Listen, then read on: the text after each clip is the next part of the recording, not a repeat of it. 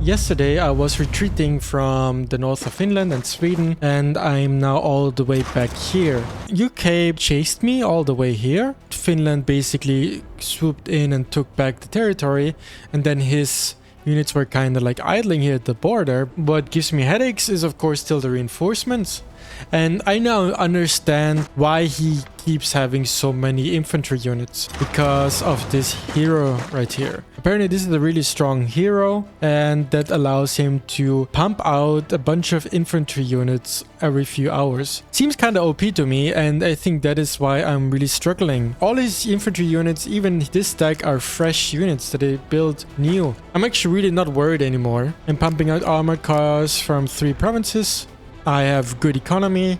I think if he wouldn't have this hero, I would be in a good spot. But with his hero, he just seems to have a little bit too much. And my heroes are just really bad. So my priority for now is still to queue up the next armored car. I really want to have this 3 province armored car and like special unit production to be kinda able to match this heightened infantry output from the UK. The only thing that I guess he's struggling with is the morale, because none of this so far is high morale. I made like 1 fort here, and even though my teammates all told me to like spam fortresses, basically the same thing that these players are doing here. Like here, I really don't think it made sense. I think making 1 here in my capital is fine. I was mostly concerned about this stack here. I was expecting this stack to land somewhere here, and then for me to get overwhelmed with the capital, and that was then the point where I was like, okay, I need a fort. Contrary to Call of War, the fortresses here are stronger. The level 1 fort gives you 30% damage reduction, and then it's 15-15. So it's non-linear scaling, and the level 1 fort is really powerful. However, I don't know, if they can bypass it, then what's the point? Great Britain cannot push me. He is positioned defensively. I now know about health regeneration, so I'm retreating back into my 100 morale province to heal up, and then I'm gonna venture out again.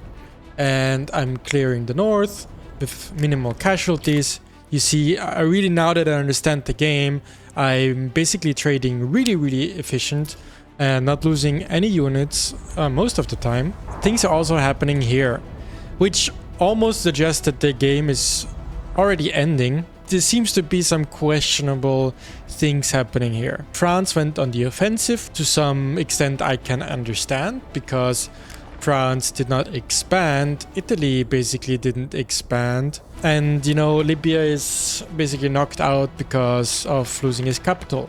So things are really not looking too hot for the Western Alliance. It makes sense that they would want to launch an attack to hopefully break through. However, forts in this game are really strong, and France seem to have lost everything. The Ottoman player is coming here. Oh, he's already here. He's already breaking through the front and attacking. I don't really understand this Tatiana hero. It's not really a buff. It's one singular unit, right? Tatiana's attack boost. It's not like infantry's attack boost. I mean, here it's 20 in attack damage, but like 20 is not even that much, right? Oh, but I guess maybe on the enemy territory, this is gonna go to 40. And 40 is already quite something. 40 is already respectable. That's like 2.5 cavalry. Ottoman is breaching the Italian line, Germany is breaching the French line, and we also have the Austrian troops. Like, this game is over. This is still kind of risky what's going on here. I mean, he is on a low morale province, so he should lose some health here, but still, like, that's 1200 HP, and my whole army here actually has 2000 HP, and mine is gonna increase. That should be able for me to attack into him, right? I feel like you really want your army morale to be at like 90, above 90% at least, maybe like closer to 100% before you're gonna go on a campaign where you're gonna stay on low morale for 1 or 2 days. Launching a little bit of an offensive. We see him retreating here. This province actually reaches all the way up here, and it's 100% of course. If I am staying here, I can just retreat back here and then come back next day change. and he's on low morale province, so he's gonna lose a lot of hit points, right?